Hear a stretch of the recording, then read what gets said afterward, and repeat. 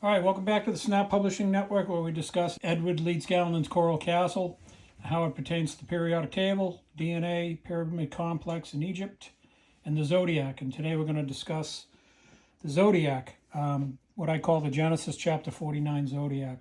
Let's see, this is like something that has been usurped. That's the best way to put it. Modern academics claim, oh yeah, we figured out the XY axis, Cartesian coordinates. It was Rene Descartes, and that's all hogwash. Because what you see here in the Zodiac is there's your Y axis and there's your X axis, okay? And the old system that they used was, an epic poem. And they used people, characters, and if you follow the Joe Rogan podcast, John Anthony West gets into why the old world did things that way. Today they use a more mathematical and surgical and technical system.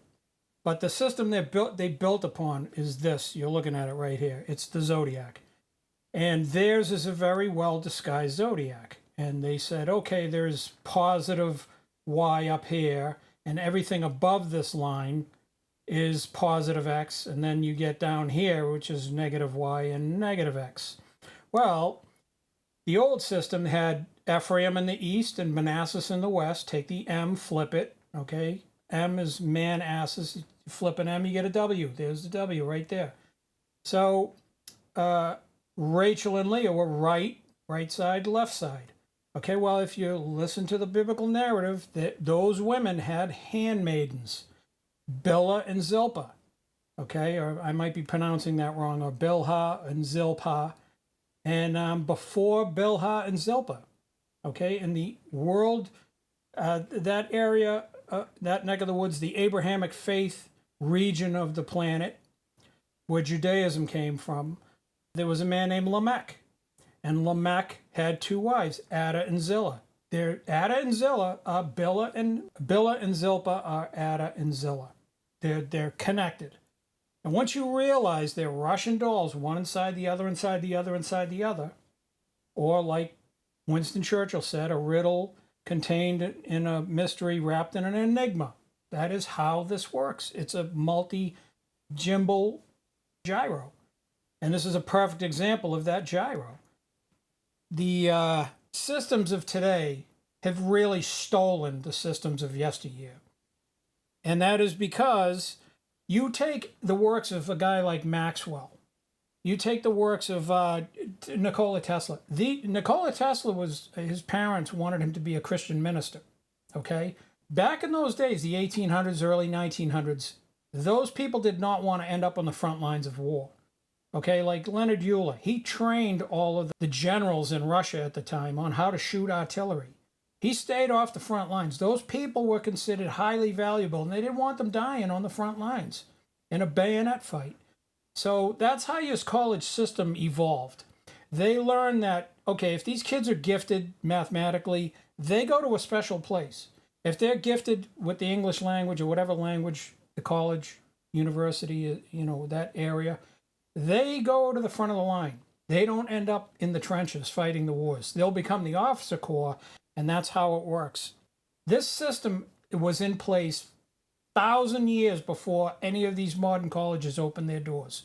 The system, they knew the basic structure. You're looking right at it. North, south, east, west, which is, you come to the four forces of nature, okay, which is EMF, gravity, weak and strong. They're right here. Adam is weak, Eve is strong. Electromagnetic is east, and gravity is west, okay? Gravity is the grave. When you die, where do you go? You go to the grave.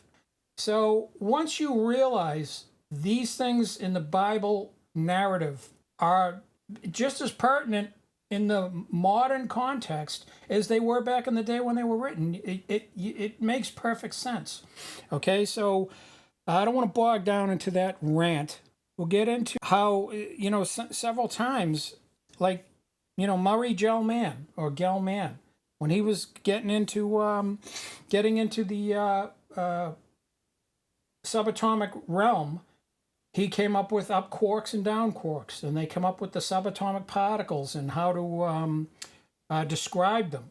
Well, an up quark and a down quark, if you look at the graphic, it's the Star of David. They took two triangles and they superimposed one over the other and they flipped it. And you end up with the Star of David, which existed 1,000 years before Israel. So these things were around way before everybody's taking claim for them. Okay, your four forces are right here. You got EMF, east, north is weak, south is strong, and west is gravity. And then this taps into ATGC. Okay, now I'd like to say the G in ATGC is, gravity, so it would be west, and the A would be north.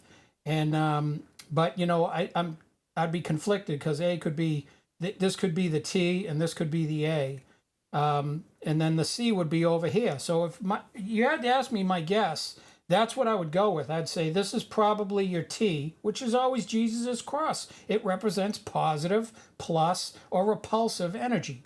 Okay, so the A would be the Great Pyramid. Okay, and that would be right here.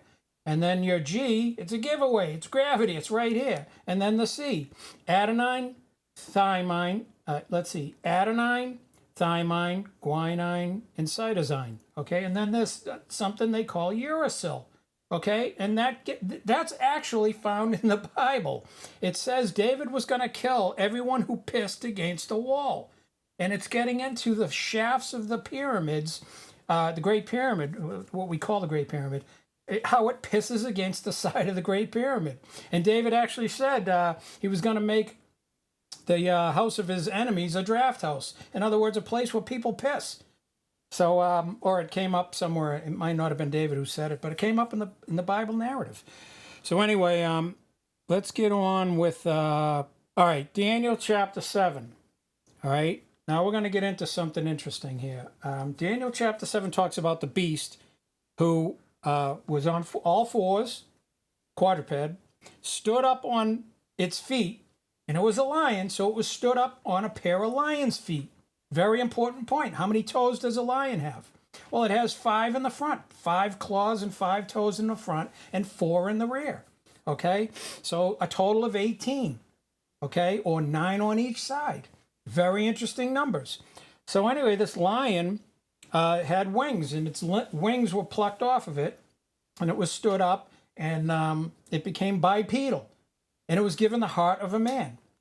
This is talking about when ancient Egypt, which is Babylon, okay, from the Tower of Babel, because the Great Pyramid is the Tower of Babel. Today, we believe Babylon is in, modern day Iraq, because the times had changed, and we gave certain areas names of other places, okay? And everyone thinks, oh, the Euphrates is the Euphrates. No, the Euphrates in Genesis, and the 4 rivers that came from the central fountain, there's your central fountain, in the Garden of Need, you're looking at the whole Garden of Need, right? There's the central fountain, and the 4 rivers are your 4 forces and your 4 states of matter: solid, liquid, gas, and plasma.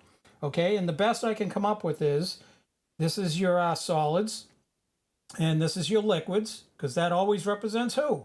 Neptune, Noah, Utnapishtim, all these people that are associated with what? Water. Okay, so your solids, your liquids. Where would your G be?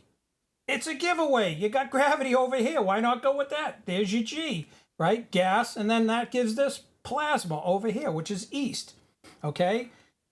Now you got to remember, there's different types of plasma. So you can get into when an atom gives off a burst of light because of photonic, from the response of the photon versus the electron. Okay? So we know that the world lies in wickedness because it's under electricity. It's an electrical system.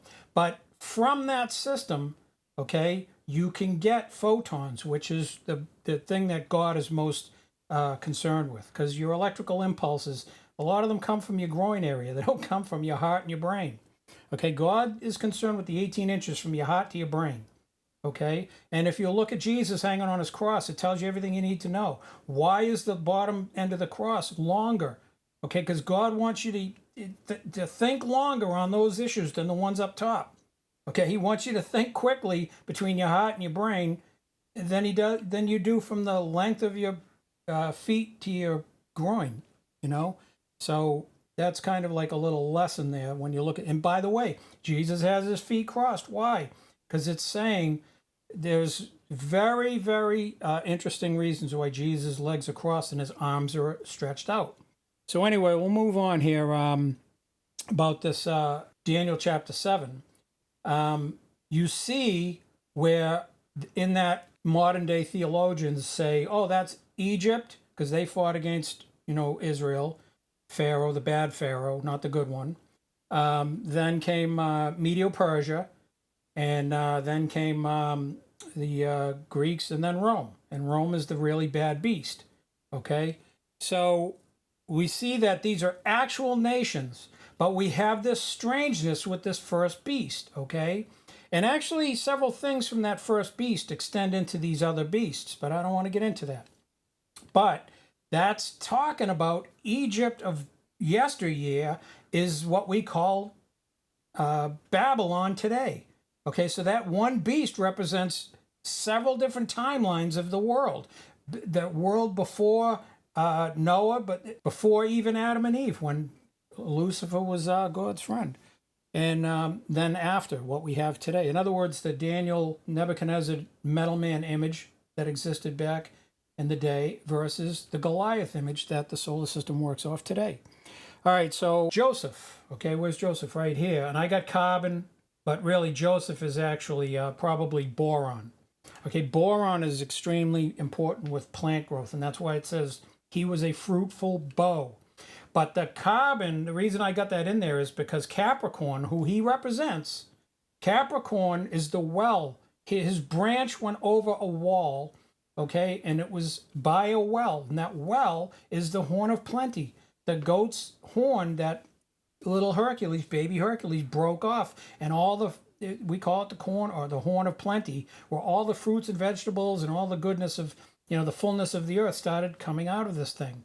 That is carbon. That represents carbon-based life in, vegetables, fruits, all the good stuff. Let's go on here. Joseph is most likely boron. Now, each one of Jacob's sons represents, like for instance, we'll get into a real easy one. This one is how I knew. It says Zebulun will be a haven of the ships, and that's zinc. Okay, and if you look where zinc is in the periodic table, it's up at the right side of the big gap in the center. That big gap in the center of the periodic table is the Pacific Ocean. So where do you find zinc? Up in that top right corner of that gap.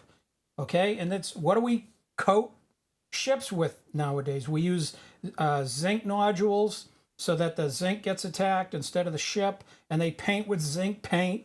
Okay, it's a haven of ships. So that is actually, Zebulun was very instrumental in me realizing, Jacob's kids also represent particular elements. They're not just like the EMF, they're not just ATGC, they actually represent elements. And that's how I came to realize Joseph was boron. So anyway, Dan, all right, where's Dan? He's over here, he's DNA. The tribe of DNA is over here, okay? And there's several things and they confused years ago. They're like, Judah is associated with Judah right here. Judah, he's got to be Leo. Well, Leo's down here. Why would I change that? Because everyone swears, that's got to be, Judah's got to be Leo. Wrong.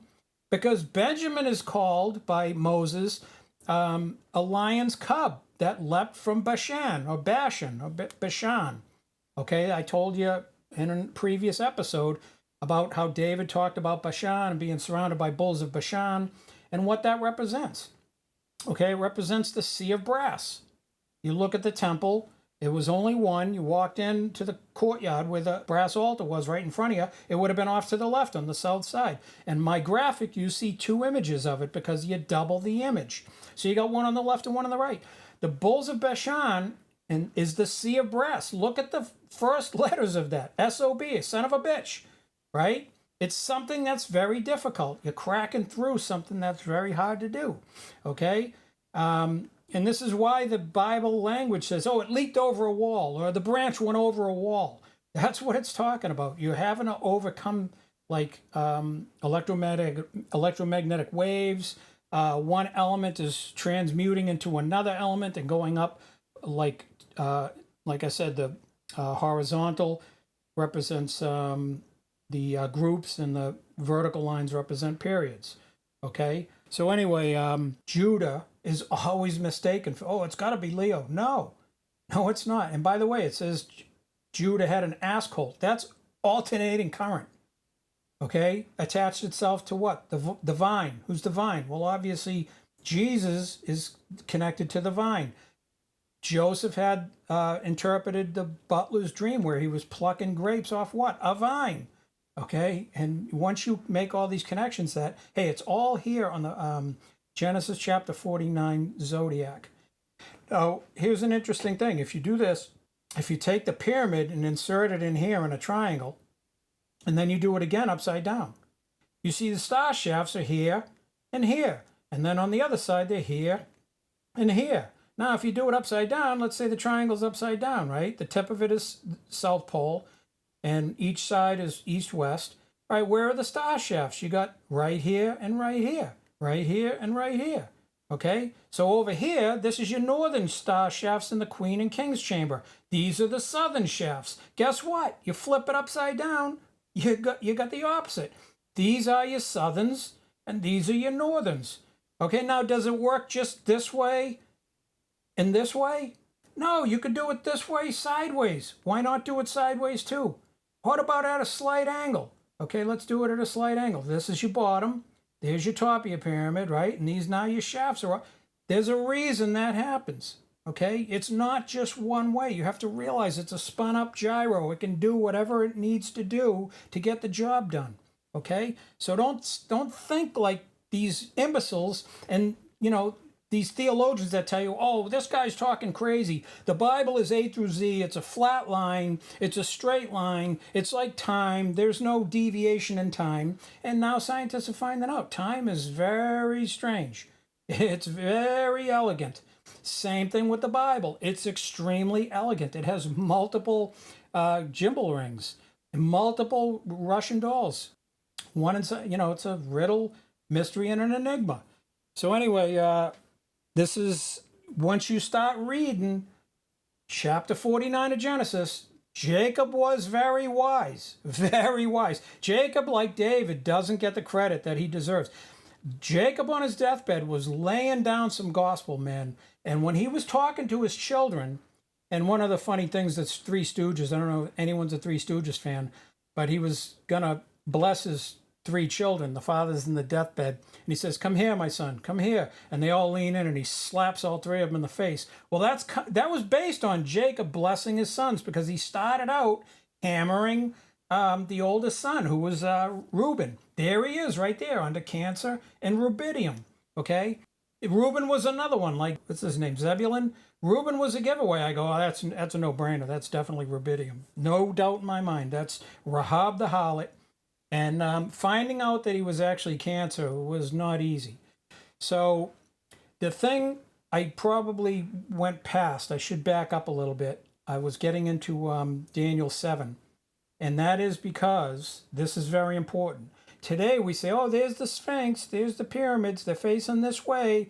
The Sphinx is a lion. Not so fast. This is the lion. So if this is the Sphinx, what's the lion doing down here? This one blew my mind. This one took me years to figure out. And that's how I really solidified the gyroscope understanding of things. This is the sticking point that caused me to have to either poop or get off the pot. And I'm like, well, clearly something's going on here. So once you realize that it's a spun up gyro, you realize that what used to be in the old world here, okay, this was the old system. This is the new system.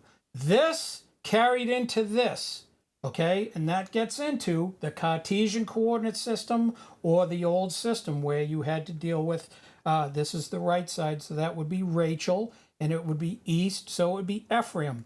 and it also would be Rachel's handmaiden, who would be Bilhah, and it would be Ada. So Ada and Bilhah and Rachel. So now you're getting into some really kind of difficult things to explain, and this episode is not going to get into that.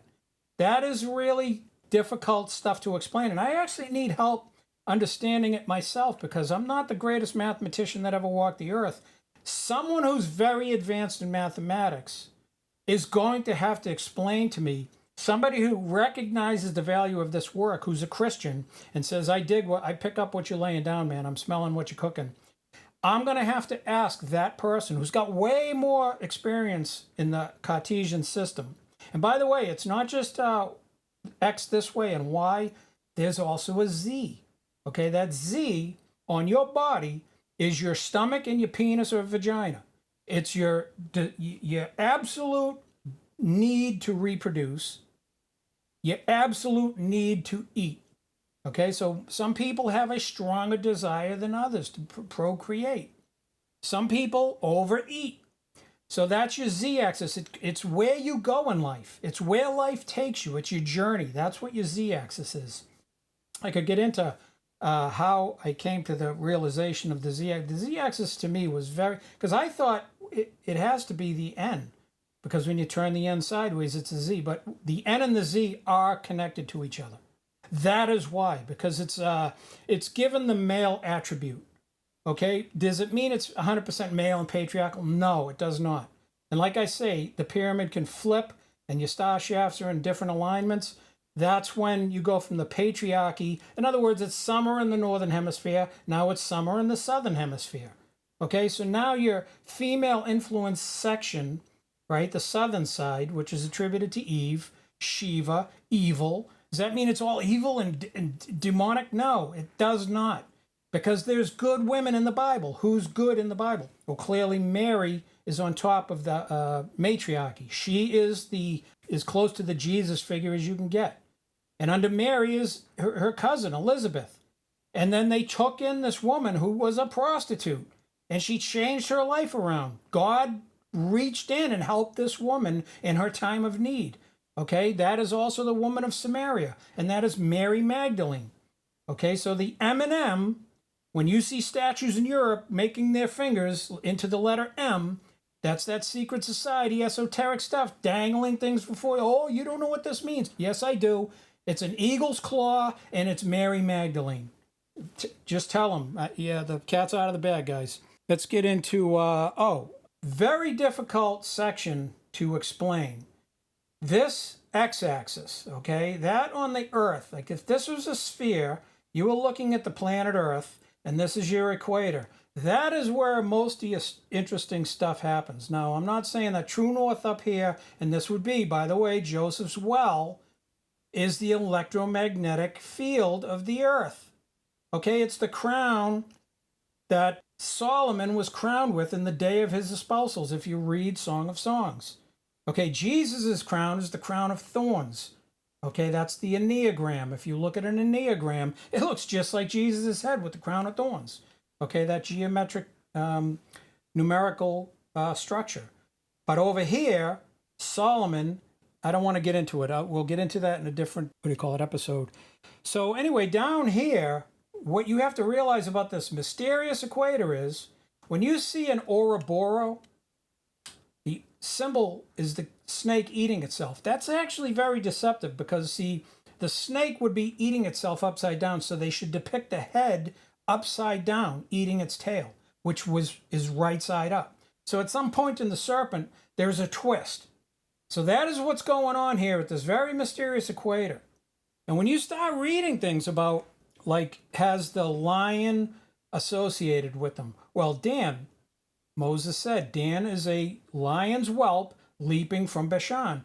Oh, and by the way, Judah, Aries, is the old lion, right, who will rouse him up. Jacob says he's an old lion. Do you know what the oldest lion is?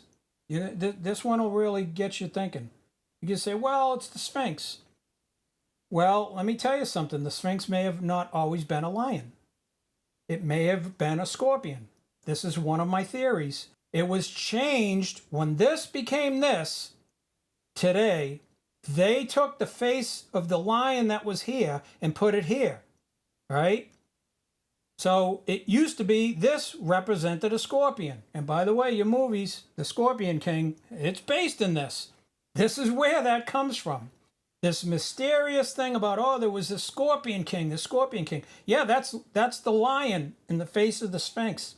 It might not have been a lion always. They might have recarved it because the gyro started spinning different. The Earth started rotating different.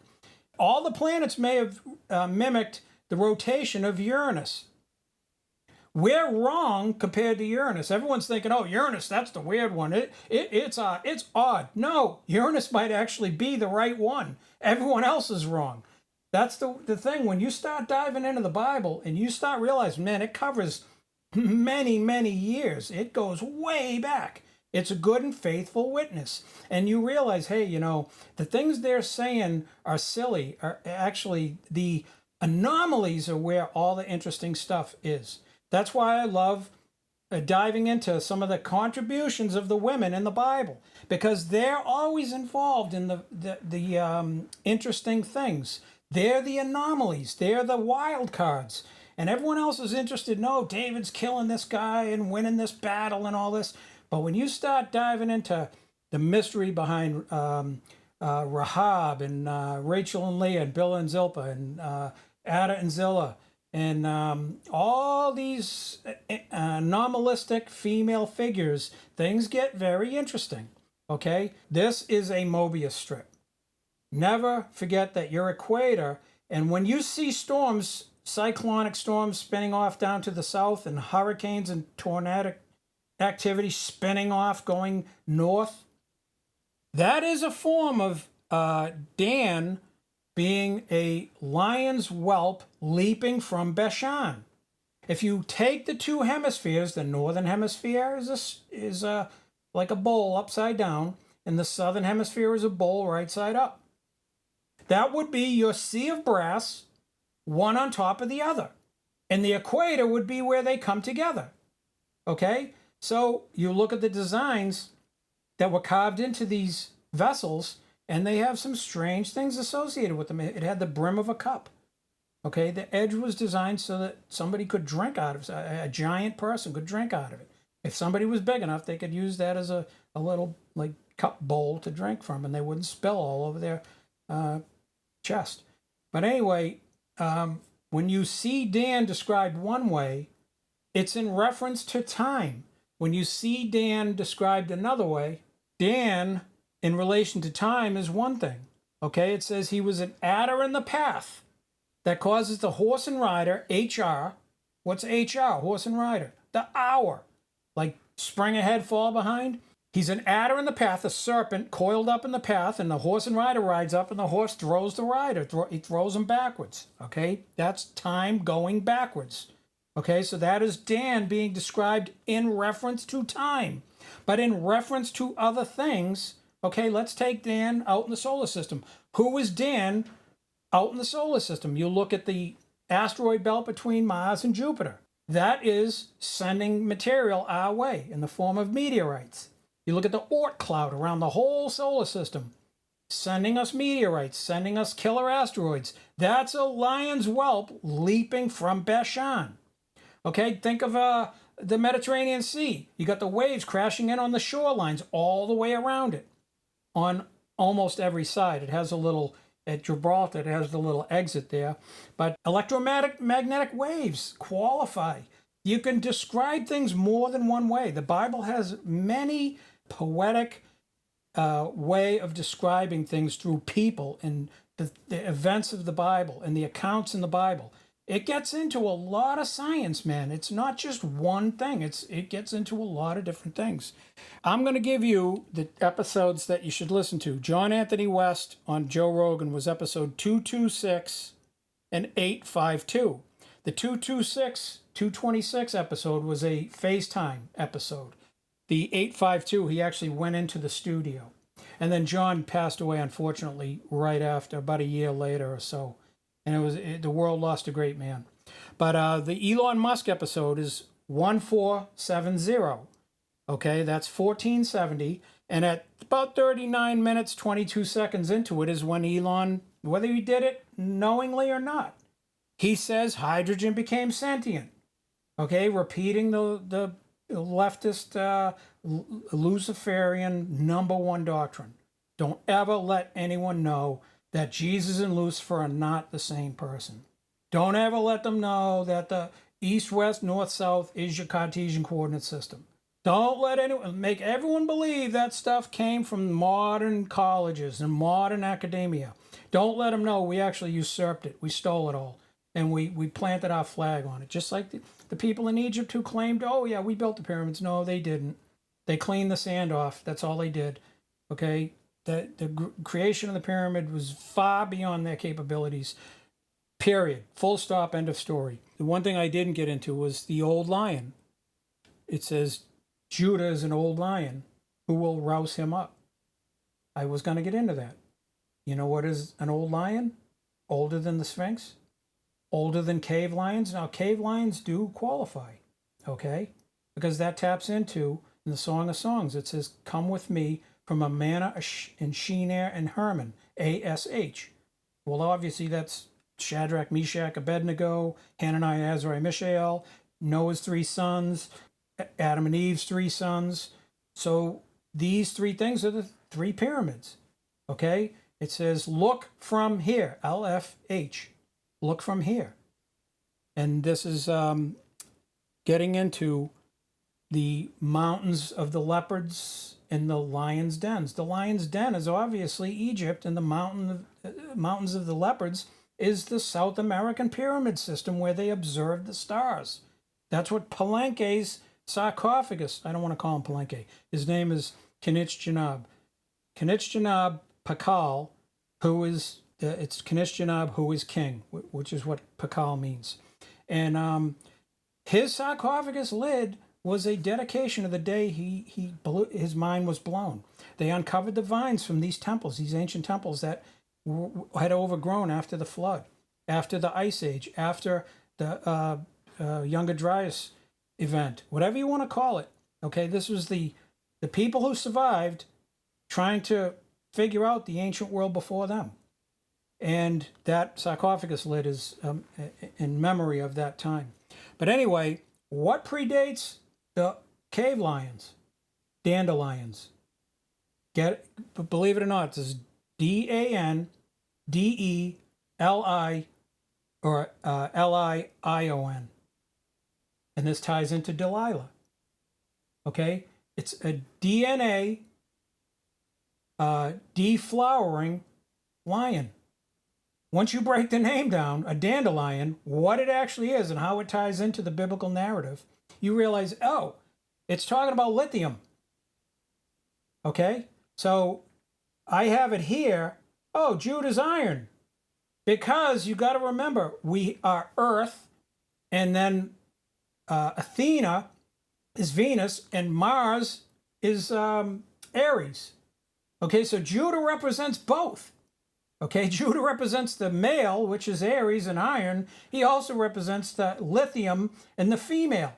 And Earth is in the center. It's just like a H2O molecule where the oxygen is in the center and you got your 2 hydrogens.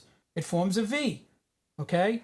I tapped into that in the previous episode talking about the temple design. I said, well, if you look at the brass altar and the C's of brass, the C of brass doubled, you get the H2O. And I said, and if you do it the other way, where you got the same brass altar, but used Jachin and Boaz pillars, you get something completely different. This is what I was telling you. When you do it the other way, you get Venus and Mars, okay, and their influence with Earth. We're in between those two. Okay, and it goes right back to Jesus being the strong ass between 2 burdens, which is also, okay, Issachar is the strong ass between 2 burdens. And if you look at it from the EMF, gravity, weak force, strong force, gravity sits between who? The weak force and the strong force. Okay, the strong ass, Issachar, right? Ass meaning Manassas. The strong Manassas between who? Weak and strong forces. You get it? This is how you have to understand the Bible in the modern context. These ancient terms meant the same thing that they're laying claim today in modern academia. They're saying, oh, we figured it all out. No, they didn't. They're lying. The system existed before.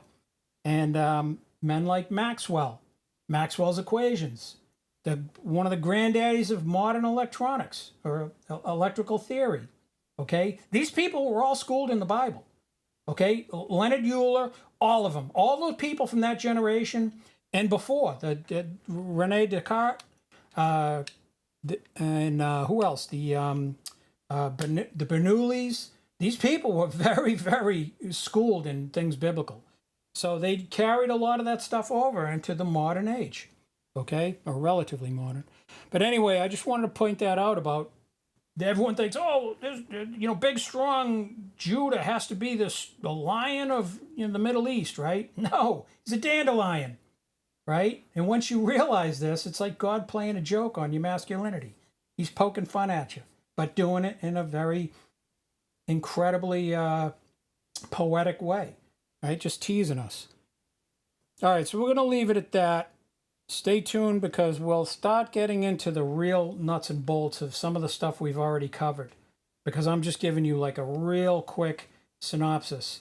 And we'll start deep diving into a lot of things. Okay, we'll get more involved in why this Bora Bora Mobius strip exists here at the equator and how incredibly important that concept is.